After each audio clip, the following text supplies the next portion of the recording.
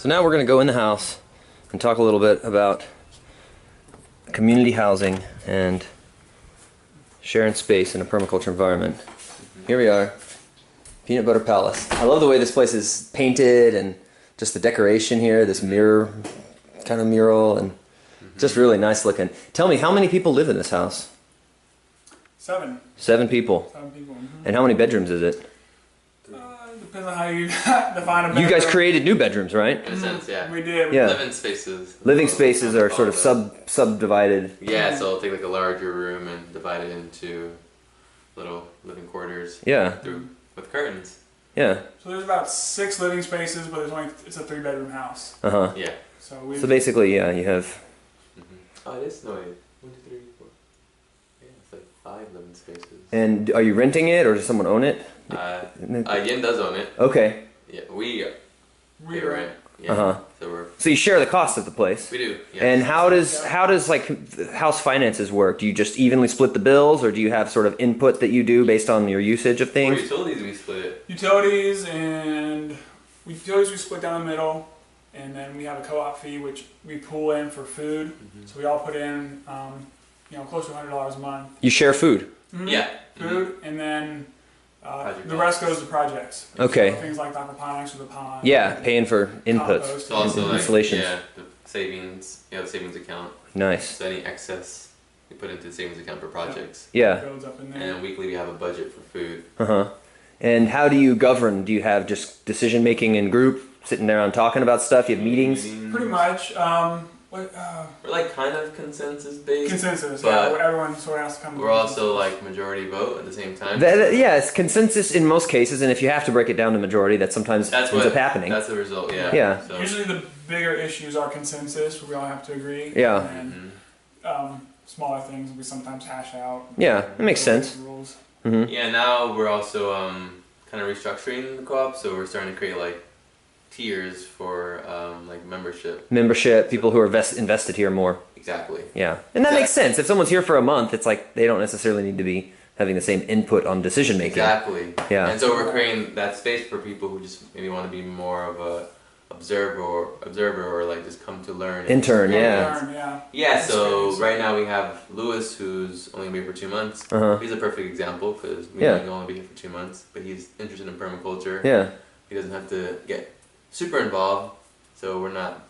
It's not that the co-op is demanding his time. Right. He can take whatever level of interest he wants. We just ask that he at least meet the baseline, which is doing the weekly chores, coming to the weekly meeting. Yeah, basic roommates. And then when we stuff. have project days, just get involved in the project days. What kind of hourly input do you have per person per week, kind of thing, in terms of like chores or? Baseline is 5 hours. 5 hours a week? Yeah. Oh, that's very little. Yeah, and I mean that goes for cooking, cleaning. That includes cooking and cleaning. Yeah, so you can meet your 5-hour requirement pretty easily. Yeah. Just by doing like a clean or 2 and then cooking once or twice a week. Wow. Yeah. And the reason it's so low is because we all share the cleaning tasks. So Yeah. Many hands make light the work. yeah, and we're always in the same bathroom. So one person cleans the bathroom, one person cleans this room. And Yeah. Yeah, and this is the abundance room here. So like some of the rooms have names. So this is what we call the abundance room. Nice. So the library. Yeah, I like the library over here. Games for a board night or whatever. If you decide to have one, we have things that you want to work out. You can do yoga here. Yeah. You can dance here, which Yin does a lot of. So this is kind of like a really like versatile space to do different things for like self-improvement. And Right. this is the grow room, which used to be the music room, but has now and is slowly getting converted into the grow room. Yeah, I see you have some starts over here. And Yeah. Little miniature greenhouse. Yeah, I love this usually floor we painting too. Yeah, the floor thing, that was one of their first pieces of artwork. We've got some mushrooms growing over there, and then Cool. some plant starts in the window. Usually it's full of microgreens as well, but Yeah. those are currently in the seedling stage. So Who did this with the records? That's really neat. I was just here. I think it was like Yin and some of Yeah. the earlier members. They baked records and then they cut butterflies. Yeah, and they can like bend them when they're soft. Yeah, exactly. That's so neat. What a cool idea. Yeah. Yeah. And So meals? instruments and Oh yeah, stuff, music is so, great. Yeah. How many meals do you share like a day? Is it 3 or do you It really depends. I think mostly we just do the dinner. just one a But day? sometimes like lunch happens depending on Yeah, who's around. yeah, it just sort of flows. So even breakfast, it depends like who's hanging out. But with community dinners, that's more of like an opportunity to sign up and do your hours, and also for us to get together and just share a meal. You know, Yeah. that's really important. Just still making time to sit down together and speak and talk about each other's days. Yeah, We love cooking. A lot of us love cooking, and we sometimes have like remarkable meals here. And we'll Great. have larger community dinner where people will come and share too, and that can be like anywhere from like 10 to 12 people. yeah. Just Nice. Sometimes bigger than that. and sometimes we get bigger than that with like Yeah. larger community. Have a little events. party. We had Yeah. a curry cook-off last year, which was really cool. Nice. That was a great community event that Ian thought up of. So we had like 10 people, and they signed up as like our chefs. So Uh-huh. they each brought a type of curry that they wanted to promote Mm-hmm. and like exhibit here. And then a bunch of people come, and they paid It's like $5, $10 like a sliding $5 scale. sliding scale Yeah. donation for the night's experience. Yeah. And we all voted, and someone got the curry cup, which is what we offered. I know. It was like some greens from the yard and like some kimchi. Uh-huh. and meringue Some powder. Super cool.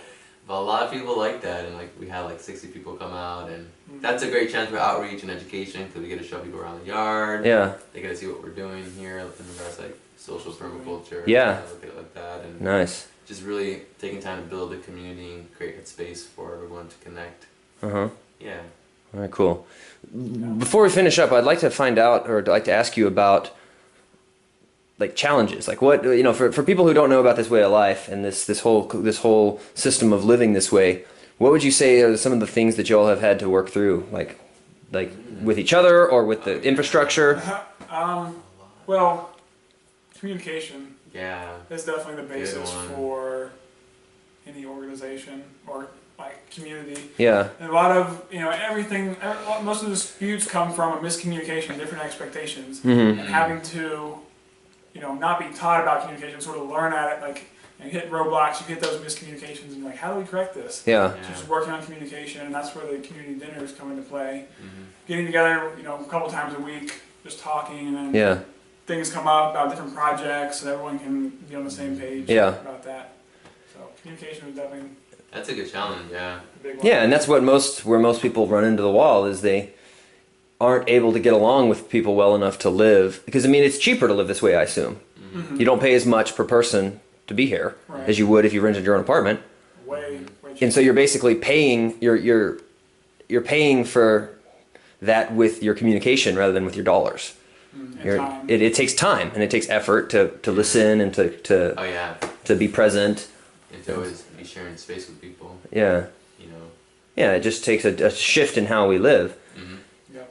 That's really cool. Have you ever had a situation where somebody was here and there had to be some sort of like the community asking them to go, like a breakaway where it's like we can't, this doesn't work. Not in our case. Not No. since I moved in. Yeah, that's what I know in the past, Yeah. like cooperative has had. Yeah. this type of And situation. you know, I only ask because people wonder. They were like, "Well, what if someone moves in and then they're just a jerk?" It's like, Yeah. what is your process for finding that out? And I guess it sounds like it's just organic. It just happens based on the communication and the talks, and I guess And then like the infrastructure of the cooperative.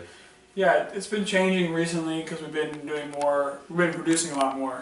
yeah, Been thinking about different ways of like doing a business like microgreens or producing mushrooms. Yeah. So the whole structure, yeah, just sort of morphs and changes organically. yeah, And just the governance in general. Mhm. You know, I think back then the reason they ran into a lot of those issues where there was those really almost like challenging situations where the roommate was just not participating, Mhm. causing more strife than actually helping. yeah, I think that was just a natural like evolution of the cooperative because yeah, the group at that point just wasn't at a place where, you know, they were making those type of decisions or having those type of conversations. But yeah, now School the learners. group that kind of occupies the space is there, so we do have more constructive conversations, and the decision-making process is a little bit more elaborative, and Yeah. we know what we like and what we don't like. Yeah. So that really helps, especially when we want to bring someone new in. And like you said, managing expectations, I think that's a really good one because you don't want too high expectations. right, Because you know everyone, it's a pretty big shift to come in here and adapt to this life, so we can't expect someone to be like, hey, change your whole lifestyle. Right, Here. So you have to also be sensitive to where they're coming from Mm-hmm. and lower your own expectations and kind of almost gauge their level of interest and commitment, and then from there help kind of guide them into how to get involved more, participate more. Yeah. If that's what they're looking for. Yeah. So I think that's important. Yeah, so we've developed a strategy where we're doing like sort of a trial period, Okay. and it's about a 3-month window, so we can see, do we fit with that person? Do they, is this everything that they hoped it would be? Are they really that interested, and do they want to continue beyond that 3-month period? So now Yeah. we've sort of got like a in writing way to approach it. Okay, so you have a system in place. Oh yeah. That's very recent though, so we've just sort of Smart to have. I mean, it really helps to make it clear. Yeah, exactly. Yeah. in writing, no confusion. Cool. And do you guys personally intend to be here for a long time, or what is your sense of what your framing here is? You don't I know? think it's a little different for each person. Yeah, for sure. I'm looking to, because we're running out of space here. Yeah, you can't keep growing. Eventually, yeah. Yeah, and I want to do a business like on my property, so within a year or so. Yeah. I'm thinking about moving to an area close by. I love the area. Yeah. I don't want to be like too far away from the Row Palace. Well, sure. I mean, this is like a community resource now. Yeah, I think that's Yeah. kind of what we're developing it to be. Mm-hmm. It's to create that infrastructure again, so that people can come in, and there are the guidelines on how to govern themselves. Yeah. So they get the experience of steering the co-op, and Yeah. kind of like Mike. I know eventually I would step away, but not to completely detach, but just to let more people Open up the experience, space, yeah. open up the space, and we all have interest in growing food. Not Yeah. maybe all of us, but some of us have a larger interest in growing Yeah. food. So Right. Well, definitely at some point you're gonna need a larger canvas. totally. Yeah. So Yeah. You got to have more ground. But I would love to come back in 5-10 years and see what it looks like. Yeah. Be here still, so I can see the progression of all See the this stuff. canopy. Oh yeah. Yeah, and see the canopy and experience that. Wow. And have ideas of like developing like a more social space in the back. Uh huh. Having some like cob oven options, Mhm. rocket stove options, Rocket and stove, doing biochar, like more like community area. alternative cooking evening, or we can do like pizza night. And Yeah. make it like a cool social space like Yeah. that. Uh-huh. Well, it's really limitless potential with what you can create with just a normal house in the yard in America. So Exactly. I think you guys have a really, really good example of things that people can do that anyone could do. I mean, this is something that anyone could do, assuming you can get enough people to agree and to share the space. But I mean, there's a lot of us out there that are wanting something new, I think. And part of the reason I'm covering all this is because I want to show people who are wondering what the heck they can do. Here's what some people are doing, and it seems to be working pretty well. Yeah. Yeah. Cool. Definitely. Awesome. I wouldn't be able to be in Orlando because of rent prices. The I cost. wouldn't be able to do if I paid more for an apartment. There's no space. Yeah. Yeah, it definitely. It gives you space as a person to slow down and Yeah. figure out what you want to do. Yeah. Mike came in going to school, but he realized, hey, that's not what I want to do really. Yeah. And now you But have, because he was here, it wasn't like a demand. yeah, you don't have to just keep grinding. You could just sort Right. of ease into your next whatever it's going to be. Exactly, and that I think for me is what I got most from it, is that it gave me the space to slow down, to rethink how I conducted myself daily. Yeah. I realized that I wasn't having to have this rigorous 9-to-5 job just to pay bills, because it's like, oh, I was making a lot more than I was using. Yeah. I don't need that much money. Yeah. So let myself let go of those things helped me realize my passion for gardening and Uh-huh. community development and education, and I really dove into developing around permaculture as an organization with Yeah. the other people involved. So that's what I like most about moving in here. Yeah. It's helped me kind of identify my passions and my personal drive and ambitions and where they come from, and realizing it's not so motivated by money, but more by my intent to do good things. Yeah. Mm-hmm. Well, it's really awesome. I'm super glad that I got to check it out, and thank you all again for showing me around and talking with me. The kitchen? Yeah, let's go check in the kitchen before we close down here. Yeah. This is where the magic happens. Yep. A lot of magic going here. And also you can see the job board. People love seeing the job board. It's a good way of kind of seeing how we govern our tasks, and we call it the role of the creator. We're really big into the name and The palace. Yeah, palace thing. You gotta have a little humor in it. It's not Right. We've got King Nut up there in the corner. That's our little, mascot. The little king, mascot guy. King His Peanut. Majesty. He's not here His today. Majesty. He's not here right now, at least. How funny. The Majesty. And then, the decrees kind of help you gauge your own conduct. Yeah, yeah. What's kind of Guidelines. expected. And here you can sign up for dinners, and the cleans for the week, and Yeah.